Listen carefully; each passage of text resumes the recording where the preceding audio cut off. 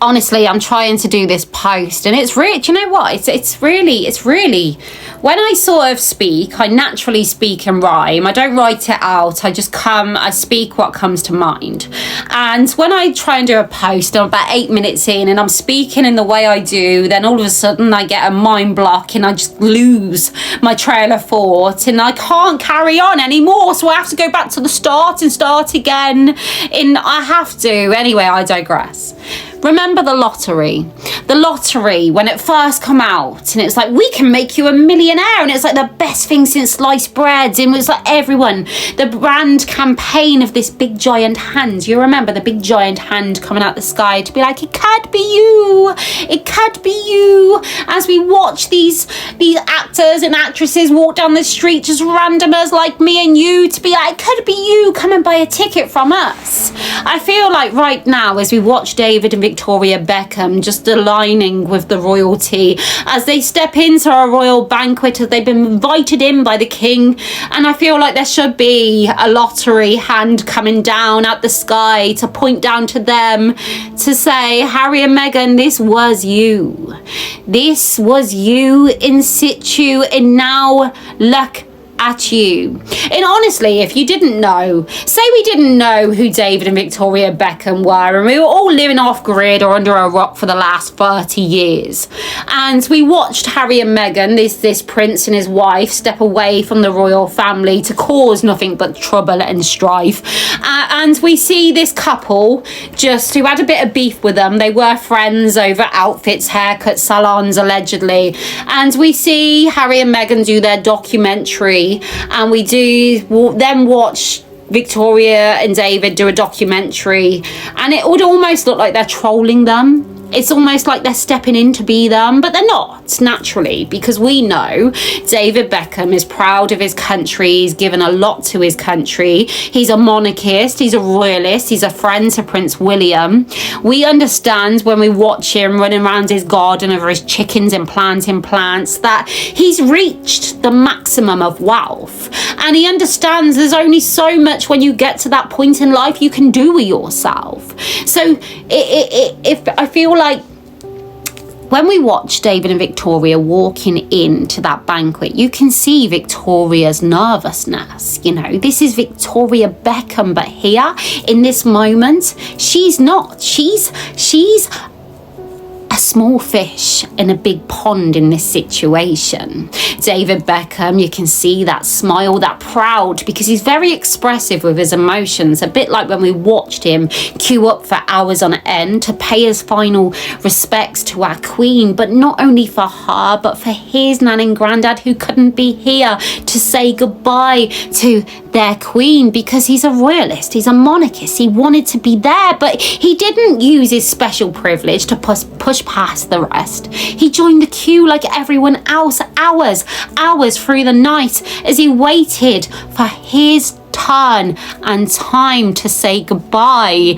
You know, like this is David and Victoria Beckham, and I just feel like this giant hand, it just shines a massive light, a massive comparison on them. You know, them. What? This could have been you.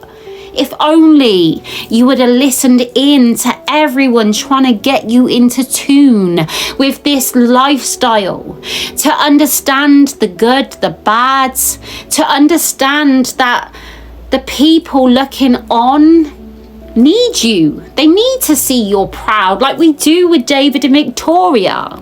And do you know what I think David and Victoria Beckham have done so well? They've kept their feet firmly fixated to the ground. They've embraced family and friends, the foundations, their starting block, their starting place, because it's almost like they understand that fame, it's not that important in a real end game. Although those feet are dressed heavily in Dior. What's the point in Fendi when you've got no friends or family around you to look and support? You know, the real lesson in life. And here's the thing, when David and Victoria brought their documentary, what did we find? We found raw, we found sad, we found funny, we found comfortable to watch. We found reality. We found truth, you know? We found a whole journey of two people we've watched work their way through. What did we get with Harry and Meghan's? It was two people who have been wronged by everyone else, no accountability, no fun, just only bad, uncomfortable, sad, angry, all these feelings as we watched on this immature couple who hadn't been together all that long, who didn't care for the people they were hurting as they were stepping on. This is the difference, you know? David and Victoria Beckham know their shit. They've been in the business long enough to know what position in direction is worth it. And they would never do to their family what Harry and Meghan did to theirs without a care, you know, and that's the reality. But people will say, oh, you're hateful on Harry and Meghan. No, I'm frustrated. Who has all that? Who destroys all that? Who can be happy with themselves in being that, you know? Who can carry on that stage telling everyone else what they should be in how everything they do as a couple is a-okay? Because you have no room to preach to anyone about what it is to be family orientated. You have no business speaking to us, your brothers, your dads, your grands, pain and business. Harry, maybe so.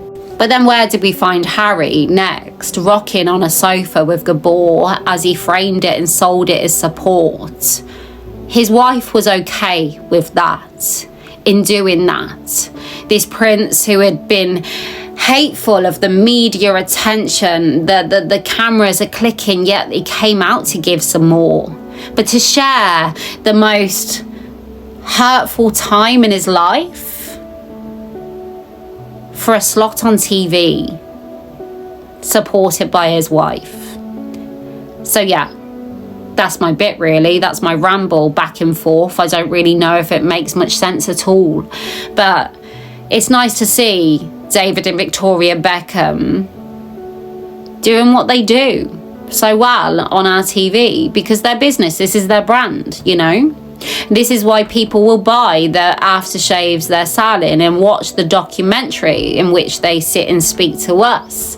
Because we want to know more, because it's comfortable to watch, because it's not so thought producing in anger, feeling, because they take accountability on the wrongs they have made as they don't sell out their family to make way. Loyalty, respect. The man who stood in the queue who didn't have to, but chose to. Not just for the Queen, but for his gran and granddad who couldn't be there in situ alongside him. You know, values. Everything that they are in everything Harry and Meghan haven't shown us to be. Anyway, that's me. That's me. I hate this post already, but I'm gonna have to just stick it up because I haven't got the time to do it again and my battery's gonna die. These are my thoughts, my opinions, spoken to you like a true movie review. I don't have to, but I choose to. Based off all the emotions and feelings that I feel on celebrities stepping out in front of me and moaning, poor me, in eyes of people who once hoped and dreamed of a hand poking out the sky to say it could be you. And I think of those two in how that hand should say, that was you. You had it all. You lost and destroyed it all. But next to the money, more important than the money, was your family relationships, your connections. But again, who am I? Just a person venting to you, you know?